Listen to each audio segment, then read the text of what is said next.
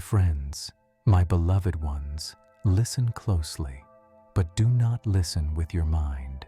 Let your mind fall asleep while your soul stays awake. For I am telling you a story that is not a story, a mystery that is not a secret, a truth that is hidden in plain sight.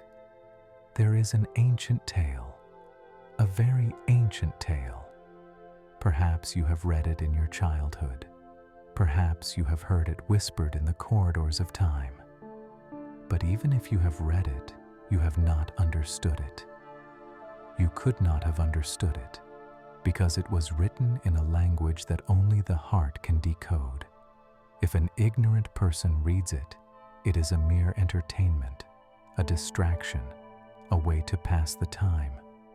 But if a seeker reads it, it becomes the ultimate secret of life itself. It becomes a mirror. It becomes a map. It becomes a doorway.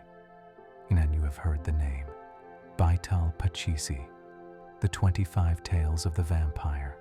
You could never have imagined that these stories, these folk tales, could contain the highest wisdom of the enlightened ones.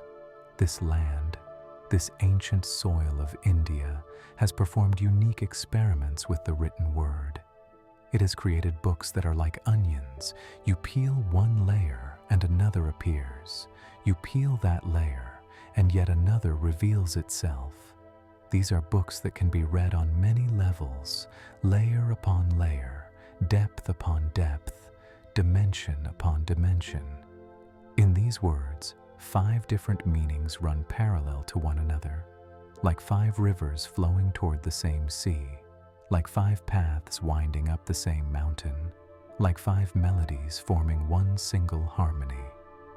And a small child will read the Baital Pachisi and be delighted by the ghosts and the kings, and a man of ultimate wisdom will read it and be enlightened by the silence between the words. The seeker will find the path. The one who has arrived will find the destination, and the one who is just wandering will find a moment of peace. It is a feast where everyone finds what they are hungry for. It is a mirror where everyone sees their own face. It is a dream where everyone wakes up at their own pace. Knin, listen to the first story, for the first story is the seed of all that follows. Long ago, in the court of the great Emperor Vikramaditya, a Fakir arrived. It was the morning hour. The sun was just beginning to kiss the earth. The world was caught between the dream of the night and the reality of the day.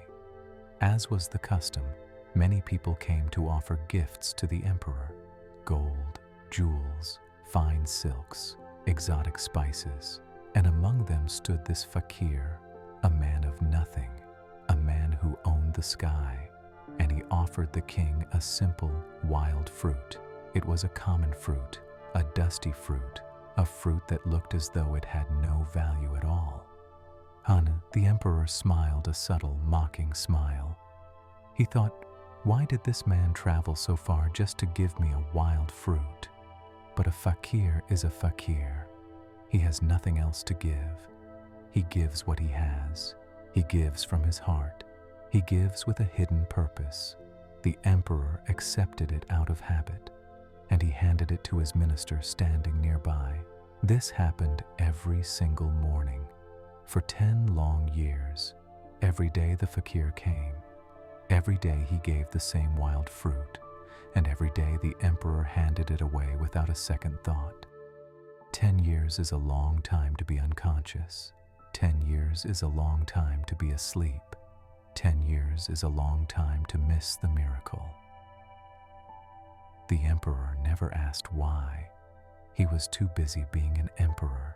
He was too busy with his greatness. He was too busy with his ego.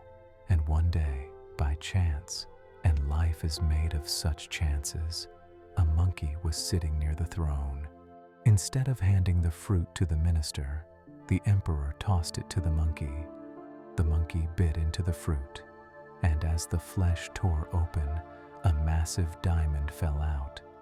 It fell to the floor with a sound that shattered the emperor's indifference. It was a diamond so large, so pure, so radiant that the emperor had never seen its like in all his treasuries. He turned to the minister and asked, "Ru, where are the other fruits? Where are the gifts of the last 10 years?" The minister had thought they were just wild rubbish. He had thrown them into a dark cellar, a basement of the palace, to rot.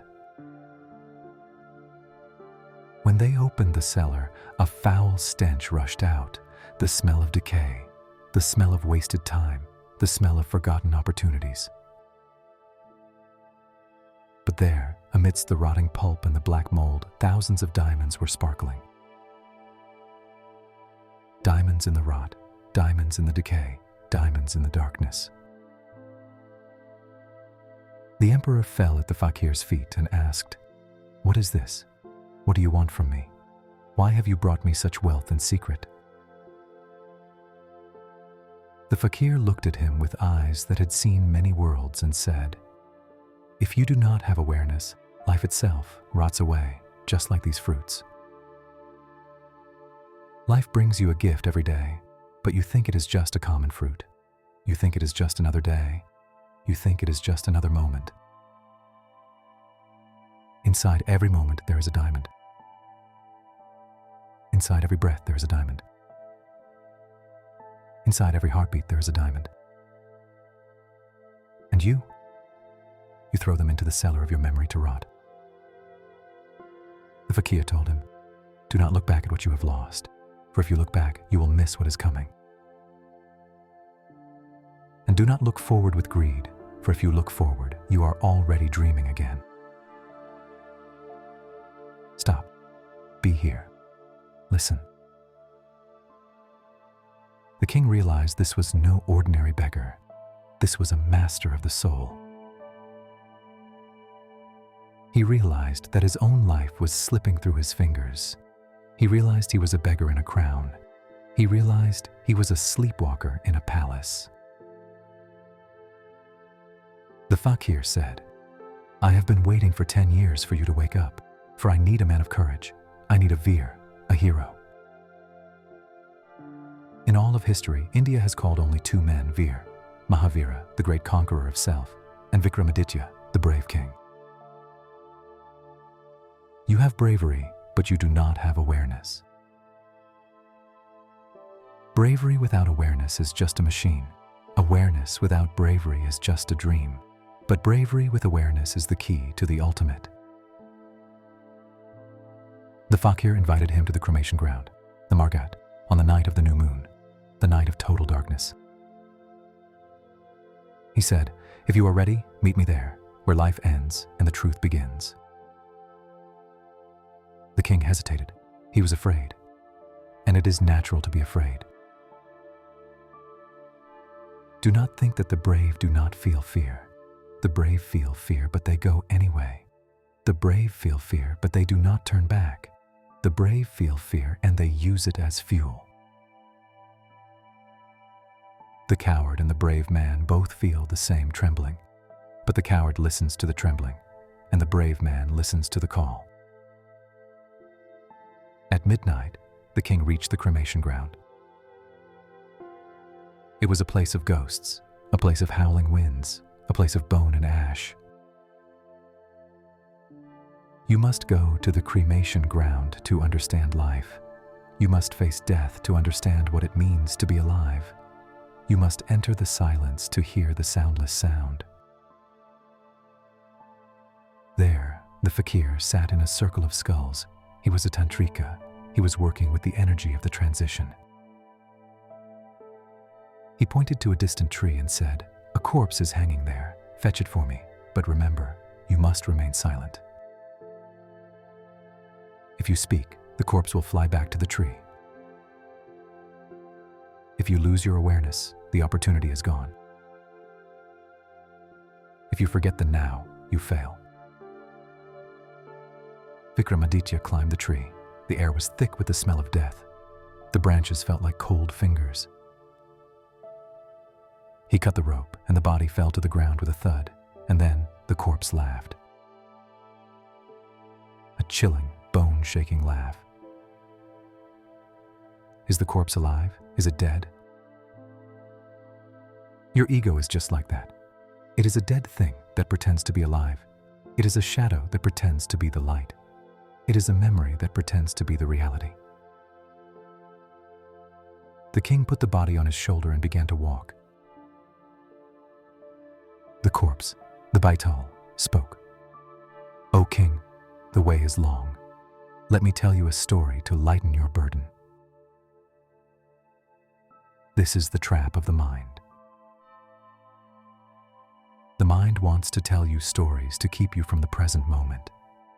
The mind wants to distract you with philosophy. The mind wants to entertain you so you don't feel the weight of existence." The Baital told a story of 3 young men, 3 scholars, all in love with the daughter of their master. They were all perfect. They were all brilliant. They were all devoted. The girl, unable to choose and cause pain, committed suicide. She ended her life to end the conflict. She died to find peace. She died to escape the choice. She died because she could not live with the 3. The 3 young men were devastated. One stayed at the cremation ground, sleeping in the ashes of her pyre, refusing to leave the place where she vanished. The second took her bones and wandered the earth, looking for a way to bring her back, becoming a nomad of grief. The third traveled to distant lands and learned a secret mantra, a sound that could breathe life into dust, a word that could reverse death.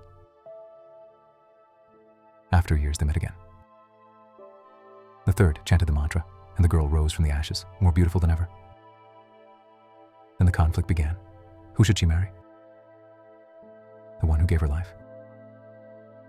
The one who preserved her bones? The one who slept in her ashes? The Baital asked the king, "Answer me, O wise Vikramaditya. If you know the answer and remain silent, your head will burst into 1,000 pieces. If you speak, I will fly back to the tree." This is the dilemma of the intellectual. He cannot stay silent when he knows the answer. His ego wants to prove its wisdom. His mind wants to solve the riddle. The king spoke. He said, "The one who gave her life is her father, for he gave her birth. The one who preserved her bones and washed them in the Ganges is her son, for he performed the duties of a child. But the one who stayed in the ashes, who lived in the death place, who never left her side, he is the lover. Only he has the right to her hand." As soon as the king spoke, the Baital laughed and flew back to the tree. The king had the answer, but he lost the moment. He was right in his logic, but wrong in his silence. He was a genius of the past, but a fool of the present. This happened 25 times. 25 times the king walked. 25 times the Baital told a story. 25 times the king could not contain his knowledge. Your mind is exactly like this. It has 25,000 stories. It has 1,000,000 excuses to keep you talking. It has 1,000,000,000 ways to make you miss the silence of the cremation ground. You are the king. You are carrying the corpse of your past on your shoulders. You are walking through the dark night of the soul. And every time you think you have understood, every time you think you have the answer, every time you speak from your ego, the truth flies back to the tree. The truth cannot be spoken. It can only be lived. The truth cannot be captured in words. It can only be felt in the gaps. The truth is not a conclusion. It is a presence. On the 25th story, the king finally remained silent. He realized the game. He realized that the talking was the sleeping. He realized that the answer was a distraction from the questioner. He became quiet, a deep, heavy, oceanic silence. And in that silence, the Baital was conquered. that silence, the fakir was satisfied. In that silence, the diamonds in the cellar were finally seen for what they truly were. You are living in murcha, in unconsciousness. You are walking, but you are not there. You are eating, but you do not taste. You are listening, but you do not hear. Life is throwing diamonds at you every second, and you are waiting for a bigger diamond in the future. There is no future. There is no past. There is only this breath, this pulse, this heartbeat. The cremation ground is not outside you.